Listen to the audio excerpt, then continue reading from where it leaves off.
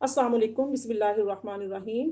तो मैं ये अर्ज़ कर रही थी कि नबी करीम सल्लल्लाहु अलैहि वसल्लम ने जब हज़रत बरीरा रदी अल्लाह ताला अन्हा जो हज़रत सैयदा आयशा सिद्दीक़ा रदी अल्लाह ताला अन्हा की बांदी हैं, उनसे जब बुलाकर आपके बारे में पूछा तो उन्होंने कहा कि भी सिवाय इसके मैंने कुछ नहीं देखा कि आप आटा गूंथते सो जाती हैं और बकरी जो है आटा खा जाती है, इसके सिवा कुछ नहीं देखा।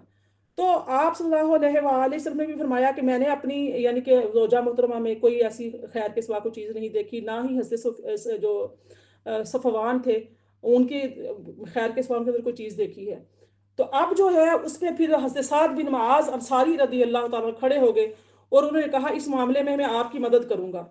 अगर कबीला ओस में से किसी ने आपको ज़रर पहुँचाया है तो मैं उसकी गर्दन उड़ा दूँगा, और अगर हमारे भाइयों में से यानी कबीला खज़रज में से किसी ने ज़रर पहुँचाया है तो आप उनके खिलाफ हमें हुक्म दें, हम आपके हुक्म की तामील करेंगे। फिर कबीला खज़रज के सरदार हज़रत साद बिन अबादा खड़े हो गए, तो और उससे पहले वो एक नेक शख्स थे, लेकिन असबियत ने उनको भड़का दिया। उन्होंने कहा हज़रत साद बिन मुआज़ से कि अल्लाह की कसम तुमने झूठ बोला है, तुम उसको कत्ल नहीं कर सकते और ना तुम उसको कत्ल करने पर कादिर हो। फिर हज़रत साद बिन मुआज़ के जो चचाज़ाद हज़रत उसैद बिन हुज़ैर खड़े हो गए और उन्होंने हज़रत साद बिन उबादा से कहा, अल्लाह की कसम तुमने झूठ बोला है, हम उसको ज़रूर कत्ल करेंगे, तुम मुनाफिक हो और मुनाफिकीन की तरफ से झगड़ा कर रहे हो।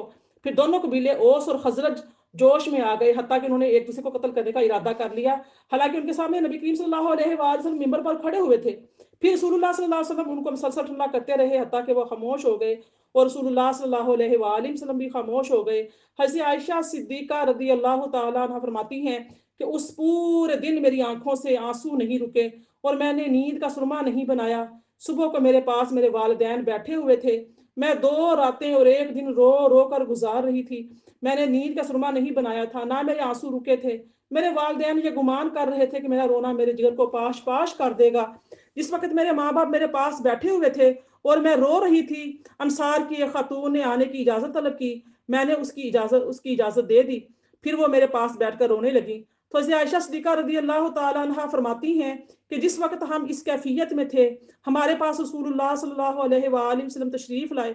आप सलाम करके बैठ गए और जब सब ये तोहमत लगाई गई थी, उस वक़्त आप सल्लल्लाहु अलैहि वसल्लम बैठ गए, तो आपने कलमा शहादत पढ़ा।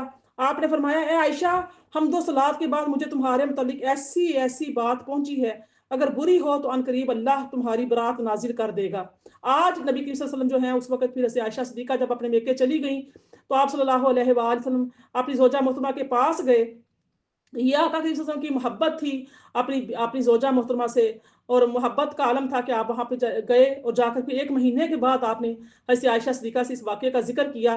फरमाया कि यानी कि आयशा, मैं मुझ तक ये बातें पहुँची हैं, ये बात मैंने सुनी है, और कलमा शहादत पढ़ के हम्दो सना करके आप सल्लल्लाहु अलैहि वसल्लम ने इस बात का ज़िक्र फरमाया। फरमाया कि अगर आप यानी कि सच्ची हैं इस बात में इंशाअल्लाह, तो अल्लाह ताला क्या फरमाएगा, अल्लाह पाक आपको अनकरीब आपकी बरात नाज़िल कर देगा। और अगर बिलफ़र्ज़ तुम गुनाह की मुर्तकिब हो गई हो, तो तुम अल्लाह से इस्तिग़फ़ार करो और इसकी तरफ तौबा करो, क्योंकि जब बंदा अपने गुनाह का एतराफ़ कर लेता है, फिर अल्लाह की तरफ तौबा करता है, तो अल्लाह उसकी तौबा कबूल कर लेता है। मेरी प्यारी बहनों, हमने पीछे भी आयात में इस बात का ज़िक्र पढ़ा है कि अल्लाह पाक ने, जो हमने ज़ानी और ज़ानिया के बारे में आयात पढ़ी थी, तो अल्लाह ने फरमाया था कि तुम मुझसे तौबा कर लो, माफ़ी माँग लो, अल्लाह गफ़ूरुर रहीम है, माफ़ करने वाला है। तो नाउज़ुबिल्लाहि मिन ज़ालिक ने तो ज़ौजा मोहतरमा थी, लेकिन नबी करीम सल्लल्लाहु अलैहि वसल्लम ने इससे पहले मस्जिद में पूरी मजलिस बुलवाई और सब सहाबा को जमा किया, उनके सामने सारी बात रखी और उनसे फिर आपने हिज्जत तमाम की। आप सल्लल्लाहु अलैहि वसल्लम ने उनसे गवाहियाँ तलब की कि आप मेरी ज़ौजा के बारे में क्या जानते हैं, और आपने खुद फरमाया कि मैं खैर के सिवा कुछ नहीं जानता। इस तरीके से आपने वो सहाबी जो हज़रत सफ़वान बिन मुअत्तल थे, उनके बारे में भी आपने फरमाया कि उनके बारे में खैर के सिवा कुछ नहीं जानता। तो अब यहाँ पर हज़रत आयशा सिद्दीक़ा से बात कर रहे हैं और फरमा रहे हैं कि आप, ए आयशा, अगर आप बिल्कुल सच्ची हैं तो इंशाअल्लाह ताला अल्लाह पाक आपको आपके बारे में बरात नाज़िल फरमाएगा, और अगर ऐसी कोई बात है तो आप इस्तिग़फ़ार कर लो, अल्लाह तौबा कबूल फरमाने वाला है।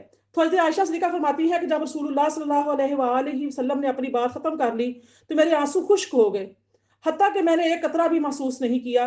मैंने अपने वालिद से कहा कि आप रसूलुल्लाह सल्लल्लाहु अलैहि वसल्लम की बात का जवाब दें। उन्होंने कहा, अल्लाह की कसम, मैं नहीं जानता कि मैं रसूलुल्लाह सल्लल्लाहु अलैहि वसल्लम से क्या कहूँ। پھر میں نے اپنی والدہ سے کہا آپ رسول اللہ صلی اللہ علیہ وآلہ وسلم کی بات کا جواب دیں، تو انہوں نے کہا میں نہیں جانتی کہ میں رسول اللہ صلی اللہ علیہ وآلہ وسلم سے کیا کہوں۔ یہ ادب اور احترام کا معاملہ تھا، ایک طرف بیٹی تھی، ایک طرف اللہ پاک کے نبی تھے، دو جہاں کے سردار۔ اب ان کے سامنے ادب کا تقاضا یہ ہے کہ ان کی بات کو کیسے یعنی کہ اگنور کریں یا کیسے کہیں، کیسے صفائی پیش کریں اپنی بیٹی کی، جبکہ والدین جانتے ہیں، خدا کا کریم صلی اللہ علیہ وآلہ وسلم بھی ہر چیز کو جانتے ہیں کہ واقعہ کیا ہوا ہے یا نہیں ہوا، لیکن اس کے باوجود بھی والدین کا یہ احترام تھا کہ انہوں نے اپنے یعنی کہ داماد کا اور اپنے اللہ کے نبی کا، اللہ کے حبیب کا احترام کرتے ہوئے کہا کہ عائشہ ہم کیا بات کہیں۔ حضرت عائشہ رضی اللہ تعالیٰ عنہ نے بتایا کہ میں نے کہا کہ میں کم عمر لڑکی ہوں، میں بہت زیادہ قرآن مجید نہیں پڑھتی، بے شک اللہ کی قسم میں جانتی ہوں کہ تم نے یہ بات سن لی ہے اور یہ بات تمہارے دل میں جاگزین ہو گئی ہے اور تم نے اس کی تصدیق کی ہے، پس اگر میں تم سے یہ کہوں کہ میں اس تہمت سے بری ہوں اور اللہ خوب جانتا ہے کہ میں بری ہوں تو تم اس کی تصدیق نہیں کرو گے، اور اگر میں کسی ناکردہ کام کا اعتراف کر لوں اور اللہ خوب جانتا ہے کہ میں اس کام سے بری ہوں تو تم ضرور میری تصدیق کرو گے، اور اللہ کی قسم میں تمہارے لیے صرف حضرت یوسف علیہ السلام کے والد کی مثال دیکھتی ہوں، انہوں نے فرمایا تھا فصبر جمیل واللہ المستعان علی ما تصفون، سورہ یوسف کی آیت نمبر 18 تھی۔ پس جب صبر جمیل کرنا ہی بہتر ہے اور جو کچھ تم بیان کرتے ہو اس پر اللہ ہی سے مدد مطلوب ہے۔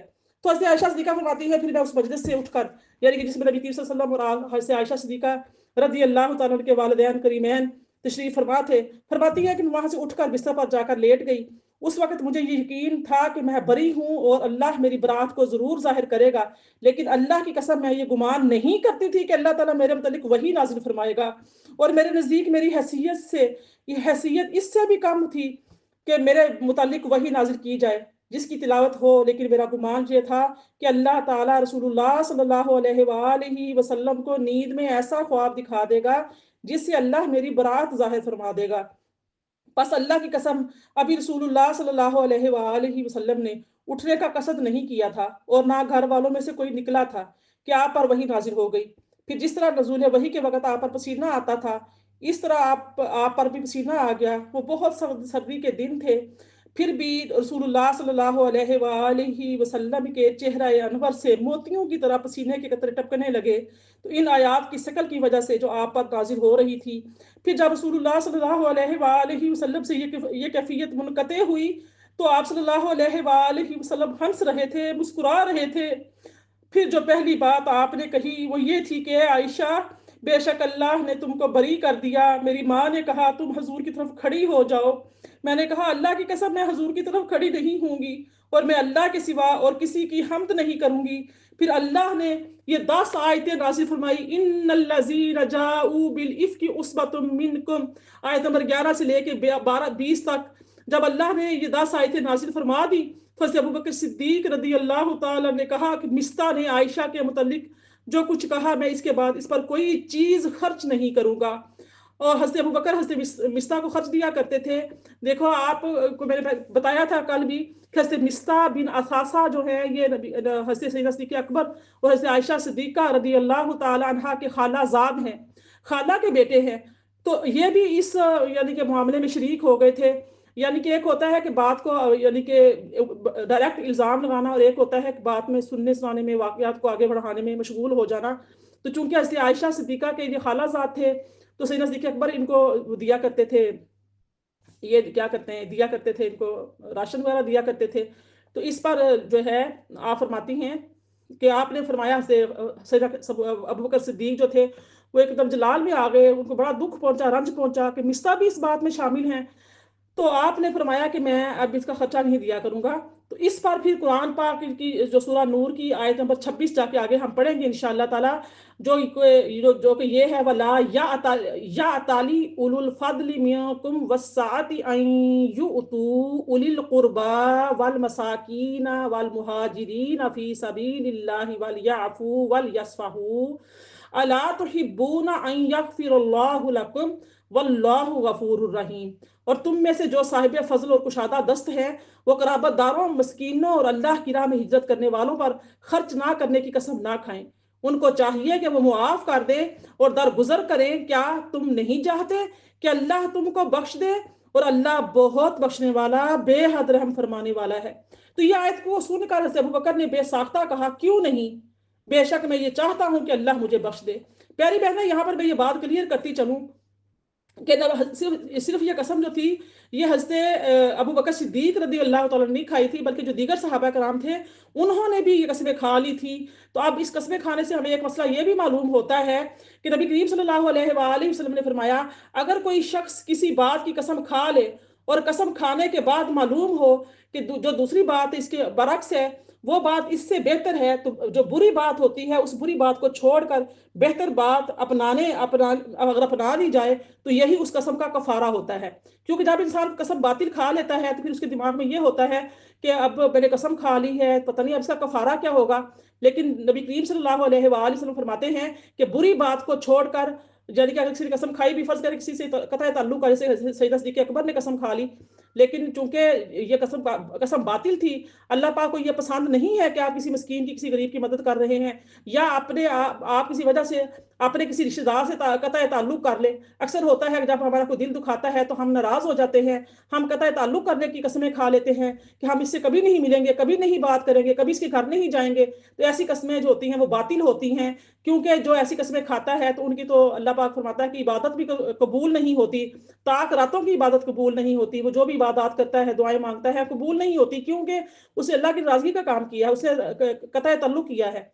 तो चूंकि कतई तल्लुक करना हराम है, गुनाह है, कबीरा में शामिल है, तो इसलिए फिर अल्लाह, यानी कि ऐसी बातिल कस्में अगर कोई खा लेता है तो फिर क्या है, उस कसम को तोड़ देना चाहिए और उससे अच्छी जो बात है, बेहतर बात है, अपना लेना चाहिए। हज़रत सैयदना सिद्दीक़ अकबर रज़ी अल्लाह तआला अन्हु ने जब ये जिक्र, यानी कि बात को किया कि मैं खुदा की कसम, मैं मिस्र से कोई ताल्लुक नहीं रखूंगा या उसकी कोई मदद नहीं करूंगा, तो आपको देखते हुए दीगर सहाबा कराम ने जब ये बातें कही तो अल्लाह पाक की ज़ात ने सूरा यानी कि नूर के अंदर ही, जो आयत नंबर 26 में पढ़ेंगे हम, अभी मैं तिलावत भी की है, तो नाजिल फरमा दी। नाजिल फरमा कर कह दिया कि क्या आप नहीं पसंद करते कि जो तुम में से जो साहिब फजल कुशादा दस्त है वो कराबतदारों, मस्कीनों और अल्लाह की राह में हिजरत करने वालों पर खर्च ना करने की कसम ना खाएं, इनको चाहिए कि वो मुआफ कर दे और दरगुजर करे। क्या तुम नहीं चाहते कि अल्लाह तुमको बख्श दे? और अल्लाह बहुत बख्शने वाला, बेहद रहम फरमाने वाला है। जैसे ही आयत मुबारका नाजिल हुई तो सैयदना अकबर फरमाते हैं कि ये आयत सुनकर फरमाते हैं कि हज़रत अबू बकर कि क्यों नहीं, बेशक मैं चाहता हूं कि अल्लाह मुझे बख्श दे। फिर अबू बकर ने इसे मिस्ता पर इस तरह खर्च करने लगे जिस तरह पहले खर्च करते थे। और हज़रत अबू बकर ने कहा, अल्लाह की कसम, मैं मिस्ता पर इस खर्च को बंद नहीं करूंगा।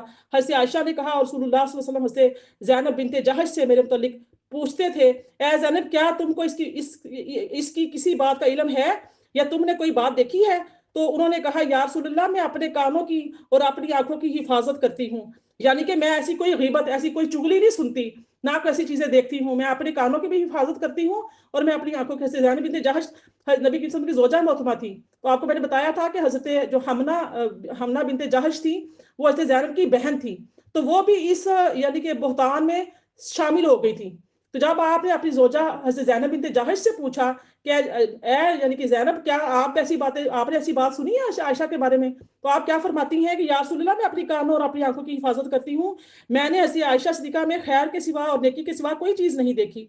तो ऐसे आयशा ने कहा कि रसूलुल्लाह सल्लल्लाहु अलैहि वसल्लम की अज़वाज में से यही वो थी जो मुझसे फाइक और बरतर रहना चाहती थी, बस अल्लाह ताला ने इनको तकवा और परहेजगारी की वजह से महफूज रखा और इनकी बहन हज़रत हमना बिन्त जहश की इनकी हिमायत में लड़ती थी, बस वो तोहमत लगाने वालों के साथ हो गई। तो मेरी प्यारी बहनों, एक तो हमने इस बात से ये मालूम किया कि अगर कोई इंसान ऐसे बातिल कसम खा ले तो उस कसम को तोड़ देना चाहिए और अच्छी बात को अपना लेना ही उस बात का कफारा, उस कसम का कफारा होता है। ठीक है। दूसरा ये जो वाकया है, इसमें देखिए, ये वाकया पूरा जो मैंने बयान किया है ये सही बुखारी, सही मुस्लिम, रकमुल हदीस, मुसलसल सफ़ातुल मुनाफिकीन, सुनन अबू दाऊद, सुनन तिरमिज़ी, सुनन इब्ने माजा, मसनद अहमद और मसनद अहमद के में हो, यानी कि नकल की गई है मसनद अबू याला में, सही इब्ने हिब्बान में और मौजमुल कबीर में, सुनन बहीकी में और तारीख दिमिश्कुल कबीर में, इब्ने असाकिर में। इनको जो है ना, इस अहादीस को जो मैंने आपके सामने पूरा वाकया बयान किया है, ये सेम वाकया, यानी कि जिसे वाकया इफ कहा जाता है, ये वाकया इन तमाम कुतुब हदीस की मोतबर किताबों में मौजूद है। तो हज़रत आयशा सिद्दीक़ा रज़ी अल्लाह ताला अन्हा की बरात में वही नाज़िल होने से पहले भी रसूलुल्लाह सल्लल्लाहु अलैहि वसल्लम को हज़रत आयशा रज़ी अल्लाह ताला अन्हा की इस तोहमत से बरात का इल्म था। इमाम इब्ने अबी हातिम ने सईद बिन जुबैर से मुरसलन रिवायत किया है कि ये 18 मुसलसल आयात है जिनमें हज़रत आयशा रज़ी अल्लाह ताला अन्हा पर तोहमत लगाने वालों की तकज़ीब की गई है। اور آپ فرماتے ہیں کہ یہ آیات ان الذین جاؤ یعنی آیت نمبر 11 سے شروع ہوتی ہیں اور رزق کریم پر ختم ہوتی ہیں۔ تو یہ تھی میری پیاری بہنوں آج کا جو پورا واقعہ کمپلیٹ ہوا۔ تو آئیے ہم روشنی ڈالتے ہیں ان تمام شبہات پر جو نبی حضرت عائشہ صدیقہ کی برات سے متعلق جو باتیں کی جاتی ہیں یا ایسے شکوک و شبہات پیدا کیے جاتے ہیں۔ اب اس حدیث میں ایک یہ بحث یہ ہے کہ آیا نزول وحی سے پہلے نبی صلی اللہ علیہ وآلہ وسلم کو حضرت عائشہ رضی اللہ تعالیٰ کی پاک دامنی اور برات کا علم تھا یا نہیں؟ یہ سوال اٹھایا جاتا ہے کہ اگر آپ اتنے علم والے ہوتے، آپ کو غیب کا علم ہوتا، تو پھر آپ نے خود کیوں نہیں برات کا اعلان کیا؟ اپنی زوجہ محترمہ کا دفاع کیوں نہیں کیا؟ کیوں آپ ایک مہینہ پورا اپنی زوجہ محترمہ کے سامنے خاموش رہے اور جو منافقین مکہ تھے یا جو مشرکین مکہ تھے ان کا یعنی کہ ان کو کوئی بات نہیں کی، ان کے سامنے کوئی جواب نہیں دیا ان کو؟ تو آپ کو غیب کا علم تھا نہیں تھا؟ برات کا علم تھا نہیں تھا؟ تو اب اس مسئلے میں تحقیق یہ ہے کہ نزول وحی سے پہلے نبی صلی اللہ علیہ وآلہ وسلم کو حضرت عائشہ رضی اللہ تعالیٰ عنہ کی پاک دامنی کا یقیناً علم تھا، کیونکہ جب اس مسئلے پر بحث ہوئی تو نبی صلی اللہ علیہ وسلم نے کیا فرمایا تھا؟ میں نے ابھی اس واقعے میں بیان کیا، آپ نے فرمایا تھا بخدا مجھے اپنی اہلیہ میں پاکیزگی کے سوا اور کسی چیز کا علم نہیں ہے، اور انہوں نے جس شخص کے ساتھ تہمت لگائی ہے مجھے اس کے متعلق بھی صرف پاکیزگی کا علم ہے۔ تو باقی رہا یہ کہ نبی صلی اللہ علیہ وسلم کو جب حضرت ام المومنین کی پاکیزگی کا علم تھا تو آپ نے حضرت عائشہ کی طرف توجہ کم کیوں کر دی تھی؟ تو اب اس کے بارے میں بھی مفسرین کرام یہ جواب دیتے ہیں کہ حضرت ام المومنین کی طرف توجہ کم کرنا لا علمی کی وجہ سے نہیں تھا، بلکہ اس تہمت کے بعد آپ کی غیرت کا تقاضا یہ تھا کہ جب تک اللہ تعالیٰ کی طرف سے حضرت عائشہ کی برات کا اعلان نہ ہو جائے اس وقت تک آپ توجہ کم رکھیں، تاکہ کسی دشمن اسلام کو یہ کہنے کا موقع نہ ملے کہ رسول اللہ صلی اللہ علیہ وآلہ وسلم کو اس قسم کی تہمت سے کوئی نفرت نہیں تھی۔ پھر دوسرا اعتراض یہ اٹھایا جاتا ہے کہ اگر آپ کو حضرت ام المومنین کی برات کا پہلے سے علم تھا بھی آپ کی پاک دامنی کا، تو آپ نے اس مسئلے میں اصحاب سے استصواب کیوں کیا؟ کیوں صحابہ کرام کو بلا کے پوچھا؟ اور حضرت جو بریرہ تھی حضرت آپ کی جو باندی تھی حضرت عائشہ کے چال چلن کے متعلق ان سے کیوں پوچھا؟ تو اس کے بارے میں بھی جواب یہ ہے کہ جب سب اس لیے کیا تھا کہ کسی دشمن اسلام کو یہ کہنے کی گنجائش نہ ہو کہ دیکھو جب ان کے اپنے اہل پر تہمت لگی ہے تو رسول اللہ نے انہوں نے اس کے متعلق کوئی تحقیق کوئی تفتیش نہیں کی، آپ نے اس مسئلے کی پوری تحقیق کی اور تفتیش کے تمام تقاضوں کو پورا کیا۔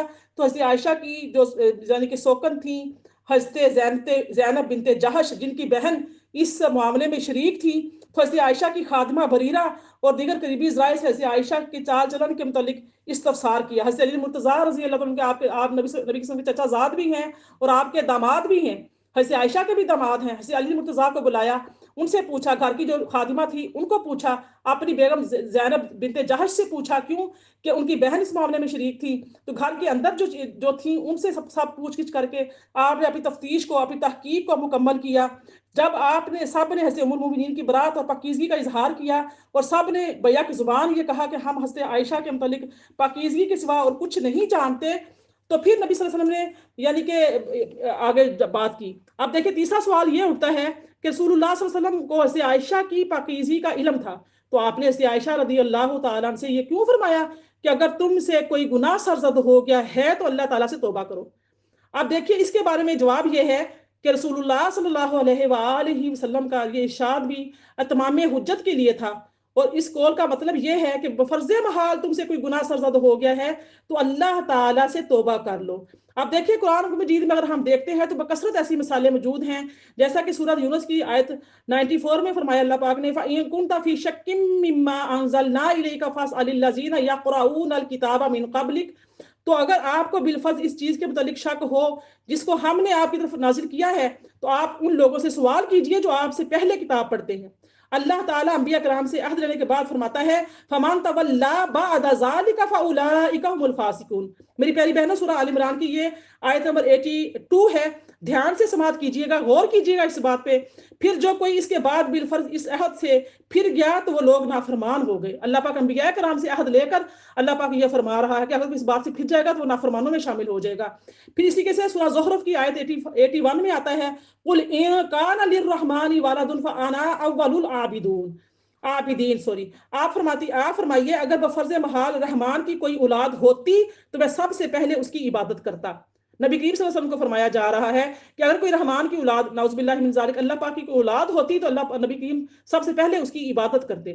آپ دیکھیں کہ کیا نبی کریم عبادت کرنے میں شامل تھے؟ ایسا ہو سکتا تھا، لیکن واضح ہوتا ہے. اسی اعتبار سے نبی صلی اللہ علیہ وسلم نے فرمایا اگر بالفرض تم سے کوئی گناہ ہو گیا ہے تو اللہ تعالیٰ سے توبہ کر لو.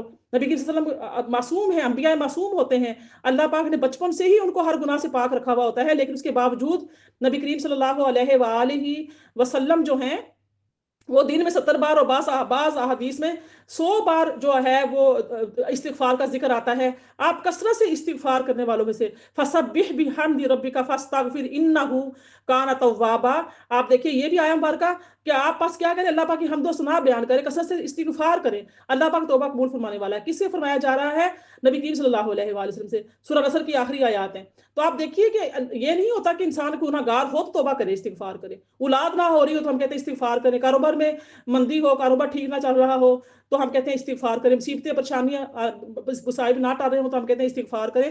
استغفار کرنے کا مطلب یہ نہیں ہوتا کہ لازم انسان گناہ گار ہو تو استغفار کرتا ہے. استغفار جو ہے وہ انسان کے درجات کو بلند کرتی ہے، اللہ پاک کے قریب کرتی ہے، انسان کے اندر عاجزی اور انکساری پیدا کرتی ہے. تو اس طرح سے یعنی کہ آپ نے فرمایا کہ یہ امت کے لیے ایک نمونہ تھا. آپ صلی اللہ علیہ وسلم نے تمام تحقیق اور تفتیش کے تمام تقاضوں کو پورا کرنے کے لیے فرمایا تھا کہ یعنی کہ آپ نے اہل کی رعایت سے تحقیق میں کوئی کمی نہیں کی جائے، اور یہ تعلیم دینی تھی کہ اگر کسی شخص کی بیوی سے غلطی ہو جائے تو اس کو توبہ کی تلقین کرے، اور یہ بھی مسئلہ بتانا تھا کہ جس شخص سے غلطی سرزد ہو جائے وہ اللہ تعالیٰ سے توبہ کرے، اللہ تعالیٰ اس کو معاف فرمانے والا ہے. اب چوتھا سوال یہ اٹھایا جاتا ہے کہ حضرت عائشہ رضی اللہ تعالیٰ نے رسول اللہ صلی اللہ علیہ وسلم سے اس کے جواب میں یہ کہا تھا کہ آپ نے لوگوں سے یہ بات سن لی ہے اور آپ کے دل میں یہ بات قرار پکڑ چکی ہے اور آپ نے اس کی تصدیق بھی کر دی ہے. اگر میں آپ سے کہوں گی کہ میں بے گناہ ہوں تو آپ ہرگز میری تصدیق نہیں کریں گے. اب اس سے معلوم کیا ہوتا ہے کہ حضرت عائشہ صدیقہ رضی اللہ تعالیٰ کے نزدیک رسول اللہ صلی اللہ علیہ وسلم کو حضرت عائشہ کی پاک دامنی کا علم نہیں تھا. ایسے سوالات اٹھائے جاتے ہیں، شبہات پیدا کیے جاتے ہیں، اور یہ شبہات کا ازالہ کرنا ایمان والوں کا کام ہوتا ہے. یہ نہیں ہوتا کہ بس کہتے ہیں کہ اپنے کان نہیں دیکھنے اور کتے کے پیچھے دوڑ پڑنا. یہ کام نہیں ہونا چاہیے. ایک جو مومن ہوتا ہے، مسلمان ہوتا ہے، وہ شبہات کے ازالے کے لیے یعنی کہ آگے اپنے علم کی تلاش میں نکلتا ہے. وہ یہ نہیں کہتا. یہ شبہات اس واقعے سے لوگوں نے اٹھائے ہیں. جو منافقین ہیں جو ہر وقت یہی تلاش کرتے ہیں کہ نبی صلی اللہ علیہ وسلم کیا قرآن پاک کے اندر ایسی بات مل جائے کہ ہم کہیں جی دیکھیں اللہ کے نبی کو علم ہوتا تو یہ نہ ہو جاتا. اب اس واقعے سے بھی بہت سے لوگوں نے بڑے بڑے سوال اٹھائے ہیں. انہی سوالات کا ازالہ کیا گیا ہے کہ حضرت عائشہ کی پاک دامنی کا علم نہیں تھا نبی کریم صلی اللہ علیہ وسلم کو. اس کا جواب یہ ہے کہ معاذ اللہ اس خطاب میں حضرت عائشہ رضی اللہ تعالیٰ کا روح سخن رسول اللہ صلی اللہ علیہ وسلم کی طرف نہیں تھا. اس قول میں اگرچہ خطاب رسول اللہ صلی اللہ علیہ وسلم سے تھا، لیکن یہ خطاب ان لوگوں کے لیے تھا جو مسلمان ہونے کے باوجود منافقین کے بہکانے سے تہمت لگانے میں مبتلا ہو گئے تھے. اب پانچواں سوال یہ اٹھایا جاتا ہے کہ جب رسول اللہ صلی اللہ علیہ وسلم کو حضرت عائشہ کی برات اور پاکیزگی کا علم تھا تو آپ اس قدر پریشان اور غمگین کیوں رہے؟ اب اس کا جواب بھی یہ ہے کہ غم اور صدمے کی وجہ یہی تو تھی کہ بے گناہ پر تہمت لگی ہے. نیز زیادہ غم اور پریشانی کا سبب یہ تھا کہ بعض مسلمان بھی تہمت لگانے والوں میں شامل ہو گئے تھے. تو ایسے میں رسول اللہ صلی اللہ علیہ وآلہ وسلم از خود حضرت عائشہ صدیقہ رضی اللہ تعالیٰ کی برات کا اعلان کرتے تو یہ خدشہ تھا کہ مسلمان آپ کے متعلق یہ بدگمانی کرتے کہ آپ اپنے اہل کی رعایت فرما رہے ہیں اور آپ کے متعلق بدگمانی کر کے کافر ہو جاتے. آپ یہ دیکھیں میری پیاری بہنوں کہ جیسے کہ میں مثال دیتی ہوں، نعوذ باللہ اللہ نہ کرے اگر ہماری بیٹی پر، بہن پر، ماں پر کوئی ایسا الزام ایسا لگ جائے تو کیا ہم اس کا دفاع اگر خود کریں گے تو اہل محلہ یا الزام لگانے والے کہیں گے ہاں ان کی تو بیٹی ہے نا، بہن ہے، ماں ہے، اس لیے اس کی صفائیاں دے رہے ہیں. اور اگر باہر سے اٹھ کے کوئی یا پھر خاندان کے اندر سے اٹھ کے یا گھر کے اندر سے کوئی دیورانی جٹھانی اٹھ کے، نند اٹھ کے، ساس اٹھ کر اس بات کا کہے کہ نہیں ہاں یہ بچی بہت نیک ہے، بہت پاک دامن ہے، بڑی حیا والی ہے، بڑی با پردہ ہے، بڑی اچھے اخلاق کی مالک ہے، اللہ کی عبادت گزار ہے، نیک بندی ہے، تو کیا اس میں کیا ہوگا؟ عزت میں اضافہ ہوگا. جب کوئی گھر کے اٹھ کے یا گھر کے پہلے اہل محلہ والے اٹھ کے یا کوئی ایسے لوگ اٹھ کر یہ گواہی دے کہ نہیں اس میں تو خیر کی بات ہی نہیں ہے، تو وہ بات زیادہ ہو جاتی ہے، اہم ہو جاتی ہے. نبی کریم صلی اللہ علیہ وسلم کی تو وہ زوجہ محترمہ تھیں اور آپ کو اتنا ان سے پیار تھا، اور آپ کے پیار کے تو یعنی کہ کتابیں اور حدیث بھری پڑی ہیں. آپ اعلیٰ الاعلام صحابہ سے فرماتے تھے عائشہ مجھے بہت محبوب ہے، عائشہ سے مجھے بہت محبت ہے. اس کے باوجود اگر آقا کریم صلی اللہ علیہ وسلم دفاع فرماتے تو مشکل مکہ جنہوں نے یہ الزام لگایا تھا، بہتان لگایا تھا، وہ کہتے کہ ہاں زوجہ ہے، بیوی ہے، تو اس لیے یہ حضرت صدیقہ اور وہ یہی کہتے کہ ہاں جی باپ ہے، بیٹی کے لیے یہ صفائیاں دے رہا ہے. لہٰذا آقا کریم صلی اللہ علیہ وسلم کی خاموشی یہی وجہ تھی. آپ دیکھیے یعنی کہ ایک اس کو اور ایک لے لیجئے کہ اللہ تعالیٰ نے 4 شخصوں کی برات بیان کی. حضرت یوسف علیہ السلام کی برات ایک شاہد کی زبان سے بیان کی. حضرت موسیٰ علیہ السلام کی طرف یہود نے ایک مکروہ بیماری کی نسبت کر دی تو ان کی برات ایک پتھر نے بیان کی. حضرت مریم کی برات ان کے بیٹے نے بیان کی. اور حضرت امام راضی فرماتے ہیں کہ حضرت عائشہ کی برات اللہ تعالیٰ نے قرآن مجید کی 10 آیتوں میں بیان کی جن کی قیامت تک تلاوت ہوتی رہے گی.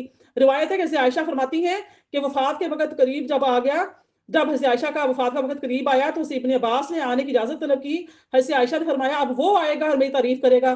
تو حضرت ابن زبیر نے حضرت ابن عباس کو یہ بتایا تو حضرت ابن عباس نے کہا جب تک ام المومنین مجھ کو اجازت نہیں دیں گی میں نہیں آؤں گا. تو حضرت عائشہ نے اجازت دی.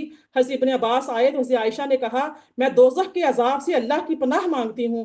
حضرت ابن عباس نے کہا اے ام المومنین آپ کو دوزخ کے عذاب سے کیا خطرہ ہے؟ اللہ تعالیٰ نے آپ کو دوزخ کے عذاب سے پناہ دے دی ہے اور آپ کی برات کے متعلق قرآن مجید میں آیات نازل کی گئی ہیں جن کی مسجدوں میں تلاوت کی جاتی ہے. اللہ تعالیٰ نے آپ کو طیب قرار دیا ہے کیونکہ اللہ تعالیٰ نے فرمایا طیبات طیبین کے لیے ہیں، طیبون طیبات کے لیے ہیں. آپ رسول اللہ صلی اللہ علیہ وسلم کے نزدیک ازواج مطہرات میں سب سے زیادہ محبوب ہیں. نبی صلی اللہ علیہ وسلم کے طیب کے سوا کسی چیز سے محبت نہیں کرتے تھے. اللہ تعالیٰ نے آپ کے سبب سے تیمم کا حکم نازل کیا اور فرمایا سعید یعنی کہ پاک مٹی سے وضو کرو. آپ کی وجہ سے حد قذف مقرر ہوئی. تو روایت ہے کہ عائشہ اور زینب نے اپنی فضیلت بیان کی تو زینب نے فرمایا میں وہ ہوں جس کو اللہ تعالیٰ نے نکاح کیا. اور عائشہ نے فرمایا میں وہ ہوں جس کی اللہ تعالیٰ نے برات بیان کی. جب ابن معطل یعنی صفوان بن معطل جو نے مجھے سواری پر سوار کیا تو زینب نے پوچھا آپ نے سوار ہوتے ہوئے کیا کہا تھا؟ تو عائشہ نے فرمایا میں نے کہا تھا حسبی اللہ و نعم الوکیل. تو میری پیاری بہنوں یہ جو اعتراضات ہیں شبہات ہیں ان کے پیچھے نہیں آنا چاہیے. دیکھنا چاہیے کہ یعنی کہ اللہ تعالیٰ جو ہیں وہ کس قدر یعنی کہ نبی کریم صلی اللہ علیہ وسلم کے گھرانے سے محبت اور پیار کرتے ہیں. اب یہ دیکھیے آخری دیکھ لیجئے کہ روایت ہے کہ جس میں حسان جیسے اندلیب باغ رسالت کو قذف صدیقہ جیسے مکروہ عمل میں ملوث کیا گیا ہو. اس اعتراض کے جواب میں ہم یہ پوچھتے ہیں کہ کیا چوری کرنا مکروہ عمل ہے؟ یعنی کہ وہ یہ تھا نا جب حضرت حسان بن ثابت کو بھی کوڑے لگے، حضرت حمنہ بنت جہش کو بھی کوڑے لگے، ابن جو اپنے مستہ بن اساسہ تھے، یعنی کہ جتنے بھی اس بہتان کے اندر شامل تھے وہ تو عبداللہ بن ابئی نے جب الزام لگایا بہتان گھڑا اس نے، گھڑنے والا وہ ہی تھا. یہ ساتھ میں چین گوئیاں کرنے والوں میں بات کو آگے پھیلانے والوں میں شامل ہو گئے تھے. تو وقتی طور پہ انسان کبھی ایسا ہوتا ہے کہ آزمائش آ جاتی ہے. تو اب جب ان کو بھی کوڑے لگائے گئے تو اب اعتراض یہ ہوا کہ اتنے صحابی تھے، شاعر رسول تھے، نعت خوان رسول تھے اور حضرت صدیق اکبر کے خالہ زاد تھے جو مستہ بن اساسہ ہیں، اس کے باوجود ان کو کوڑے لگائے گئے. تو اب اس پہ اعتراضات کا جواب یہ ہے کہ کیا چوری کرنا مکروہ عمل نہیں؟ کیا شراب پینا مکروہ عمل نہیں ہے؟ کیا زنا کرنا مکروہ عمل نہیں ہے؟ بنو مخزوم کی ایک معزز عورت فاطمہ بنت اسود نے چوری کی تو نبی صلی اللہ علیہ وسلم نے فرمایا کہ اس کا ایک ہاتھ کاٹ دو. تو نعمان یا ابن النعمان کو نبی صلی اللہ علیہ وسلم کے پاس لایا گیا، وہ نشے میں تھے تو ان کو درخت کی شاخوں اور جوتوں سے مارا گیا. عبداللہ نام کا ایک شخص تھا جس کا لقب حمار تھا، انہوں نے شراب پی تو نبی صلی اللہ علیہ وسلم نے ان کو کوڑے یعنی کہ درخت کی شاخوں سے مروایا. اس طرح بنو اسلم کی ایک شادی شدہ نے آپ کے سامنے زنا کا اعتراف کیا تو آپ کے حکم سے اس کو رجم کر دیا گیا.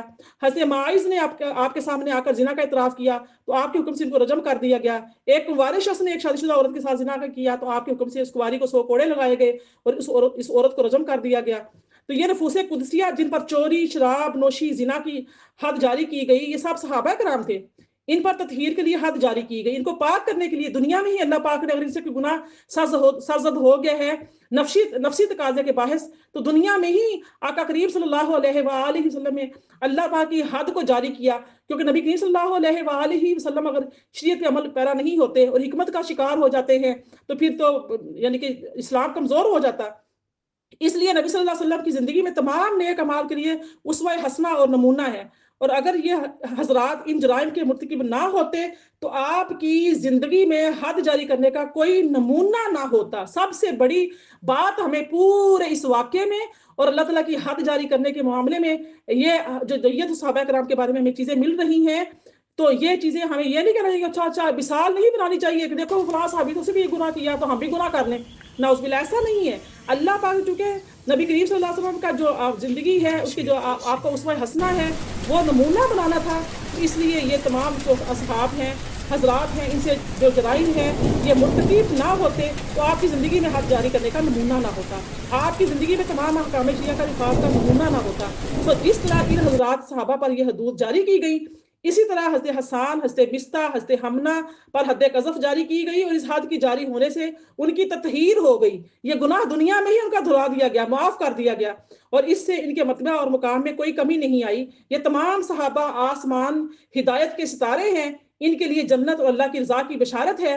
ان کا 1 کلو جو صدقہ کرنا بھی بعض والوں کے احد پہاڑ کے برابر سونا خیرات کرنے سے افضل ہے، اور بعض کے تمام اخیار امت کی گروہ جو ہے جو اخیار امت ان کے گرد راہ کو بھی نہیں، ان کی گرد راہ کو بھی نہیں پا سکتے، ان کی گرد راہ کو بھی نہیں پہنچ سکتے۔ تو میری پیاری بہنوں، یہ تھا آج کا واقعہ، اس کو کمپلیٹ ہوا۔ انشاءاللہ کل ہم اللہ پر زندگی دی، صحت دی، تو ہم 40 حدیث حضرت عائشہ صدیقہ رضی اللہ تعالیٰ عنہ کی شان میں بیان کریں گے۔ وما علیہ الا البلاغ۔